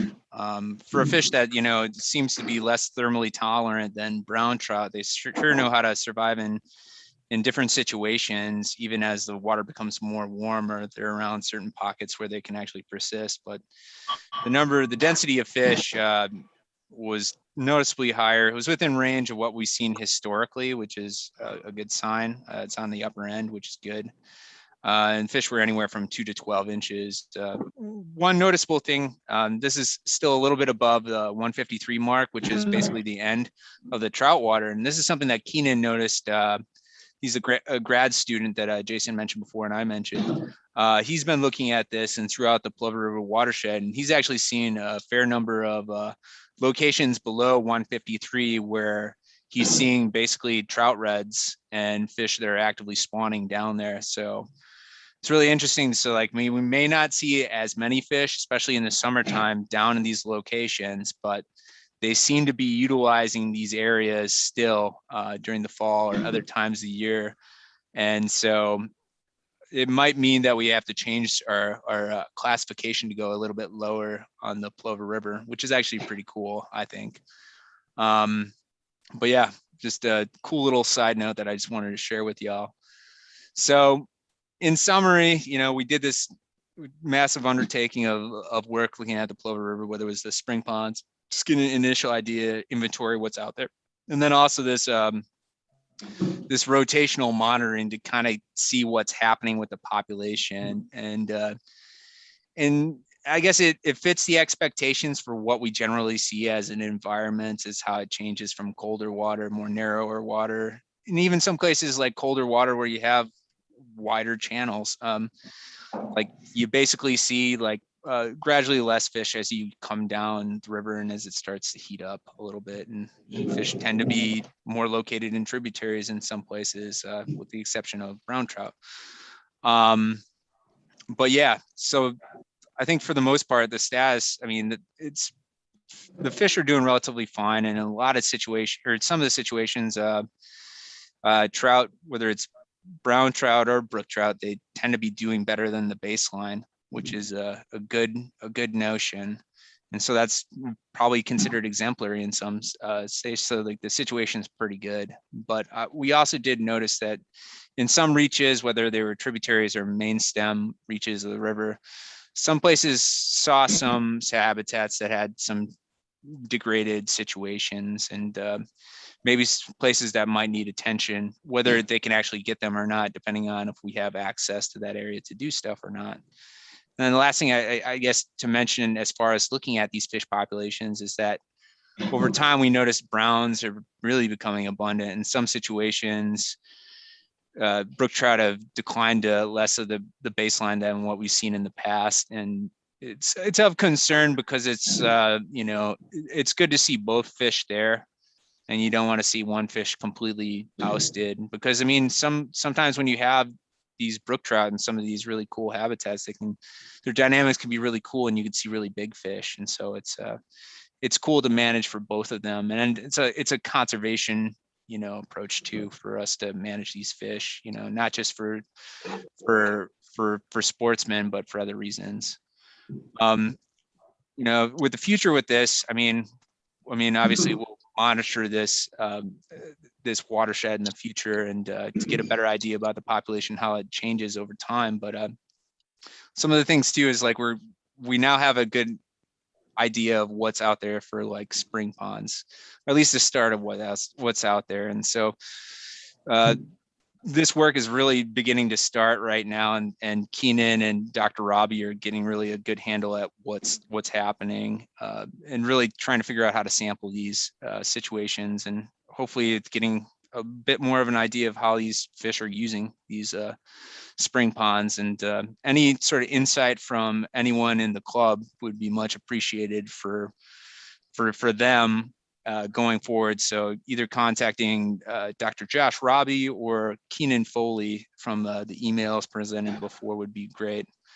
And like I said, you know, there's potential for us to do habitat work, but as long as there's actual places where we can actually do it. And there's some places where we have fee title or easement land, but there's some places where we just definitely require acquisition of easements to happen, and that kind of takes time and, well, generally interest from landowners. So that's not something you could really force on people, and we know this really well from Hatley.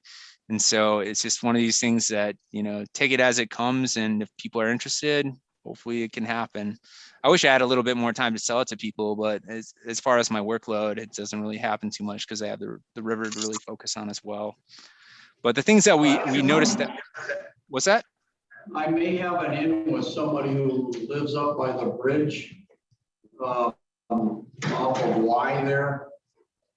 I took her son-in-law fishing up there one time this year. He caught a nice 14-inch brown trout out of there.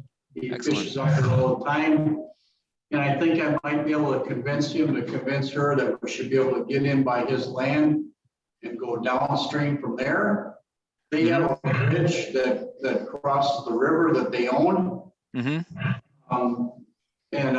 But I would say at least if we can, if you can talk to Elle, let's start from that old railroad bridge and work ourselves way down and show what we can do and then go from there. Yeah. So it's all just based on how people volunteer. We've got access through the city and everything there. So yeah. So that might be financially and everything else that might make some sense to start with there, because that's where we saw most of the problems anyway, besides the upstream thing. And if we can show some good things from there on down, we might convince the people from upstream to join in. Yeah. If followed by example. So yeah, if that happens, I'm all game for it. And if, you know, until then, we don't have to necessarily remain completely, you know, without doing anything. There's a lot of brushing potential in some of these upstream sites, especially around County Highway 52, or not County Highway, State Highway 52, excuse me, where there's just places that are just impossible. Well, number one, to access, but it looks like in a couple of areas around either where it's upstream or downstream of Highway 52, there seems to be situations where just the down timber are creating some sort of sediment problems. And so some brushing could probably help to you know, help stabilize channels and banks again. So that is something that we definitely can do because we do have fee title access land. So definitely, and I think we'd like to get involved with those. The other thing I would say, if you're in contact with the people from UWSP, and I definitely will send some emails out that if they need some help with data collection and stuff like that, we'll get volunteers to help out with. So I mean, that's all how it starts. I believe, I'm a big believer in data collection and making the right decisions from that, rather than just jumping in and doing something. So, you know, we got involved with WAVE. I'd like to see us continue that and do some things, but I think we need to see some things happen from that, you know, that can make people more involved. So we want to be involved. We want to do things. I think our people want to do things. So the more we can offer them, the better. Yes. I agree.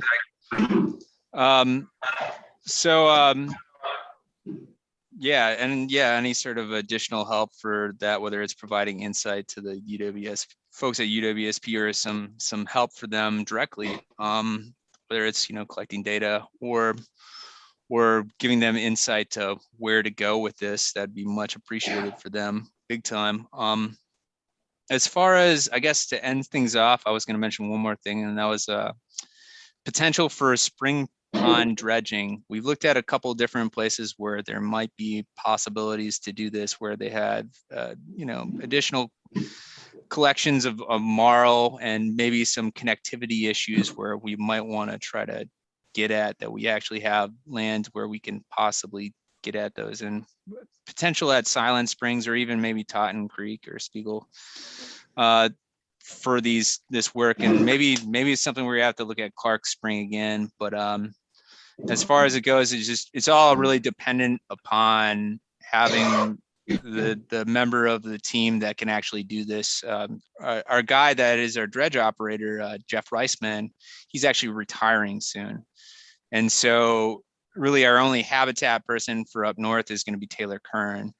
And so he will be trying to do a little bit of the dredge stuff, but it's kind of unknown and up in the air for how much we're going to be able to do in some of these places. So have you guys looked at anybody else that's done that type of work? I know that I believe Megan Brandenburg, her husband, who was you know her, she's the teacher that's doing trout in the classroom, has actually done some stream work before and things like that. I potentially also know somebody who my son went to high school work that does some things mostly with lakes and stuff, but you know, with building of that type of thing for erosion and stuff, and I will contact him. But if there's any resource at all that you guys know, I wouldn't mind helping you pursue that, because it's just like people on the Plover. The more we can show them that how things work or how they can be done, the better off we are. And the more we can get people that maybe outside of your group or whatever that are involved, the easier it is for them to buy in.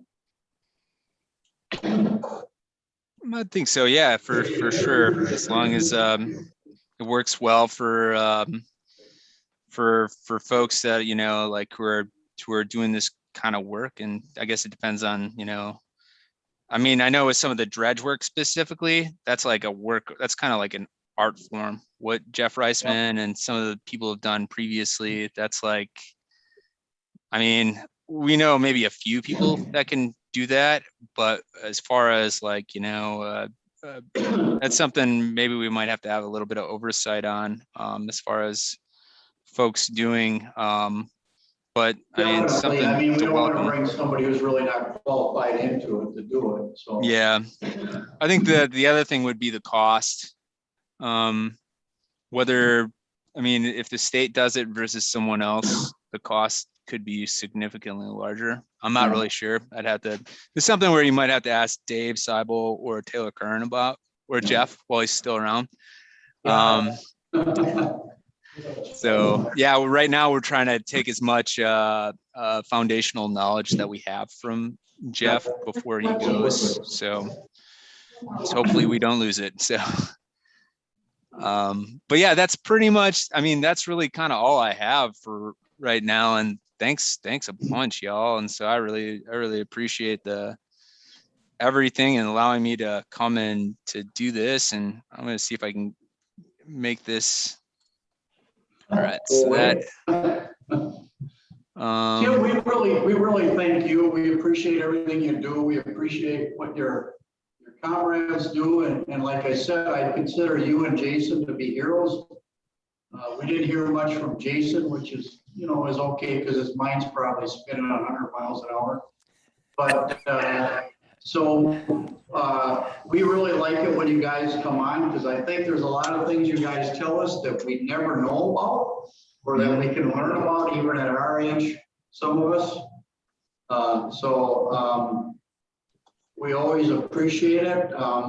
So I guess you can talk to Alan and tell him I'd really like to talk to him about the Plover and some ideas and some things so we can get going that way. You know, we do have some money to spend yet, so we'd like to see that, and some things on the prairie too. Those are our two main streams. We'd like to see some other things, obviously, that you know about, but we really want to keep in tune with you guys and keep ideas going and keep moving forward so that 30 years from now, our children, our grandchildren, and other people can enjoy what these resources we have. For sure.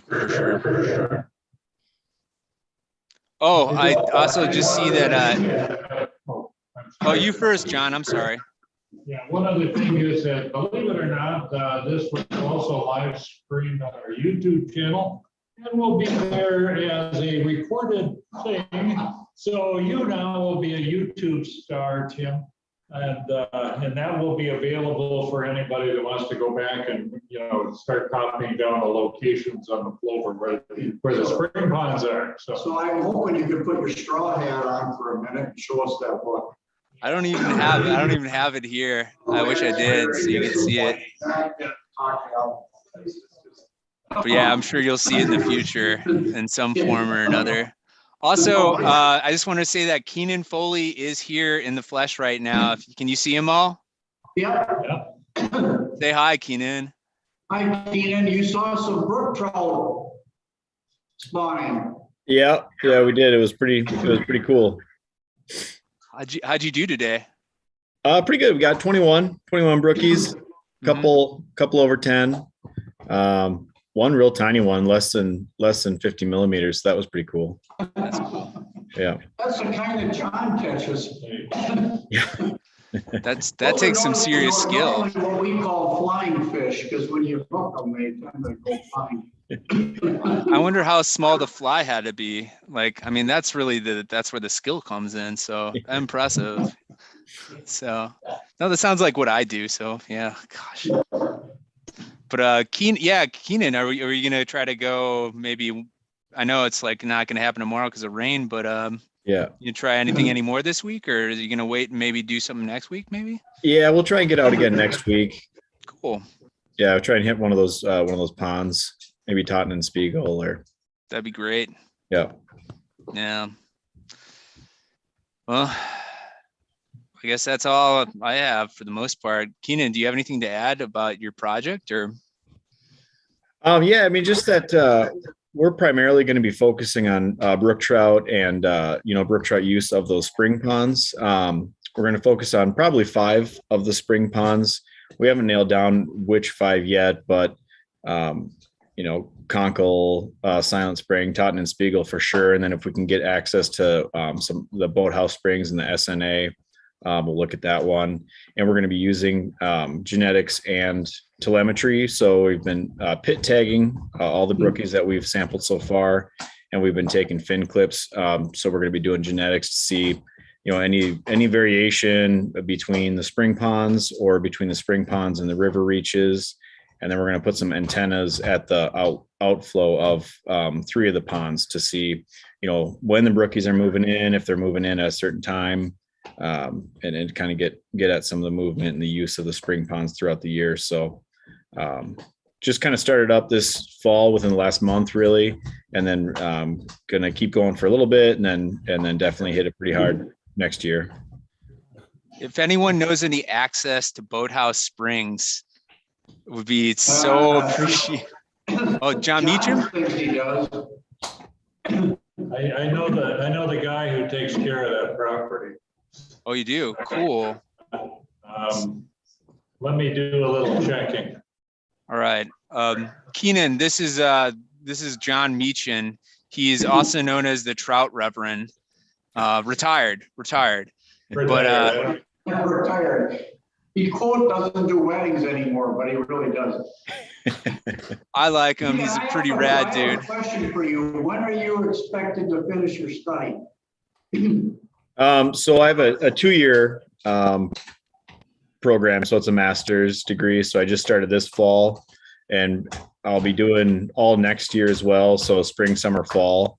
And then essentially what my thesis that I produce will be spring of 2023.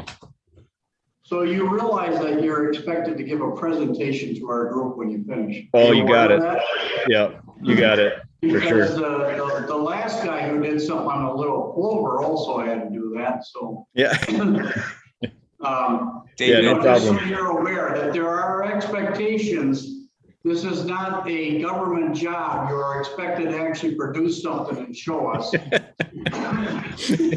Yeah, you got it. They'll buy a beer. It's good. No, that's good. That works for me. Yeah. Good. I look forward to meeting you in person at some time. Yeah, same here. Great. Are we good then? I would think so. Okay, Tim, you can go to sleep now. Yes. Thank you very much, everybody. We enjoyed it. Tim usually is great. So I appreciate everybody showing up. Thanks. Yeah, thank you.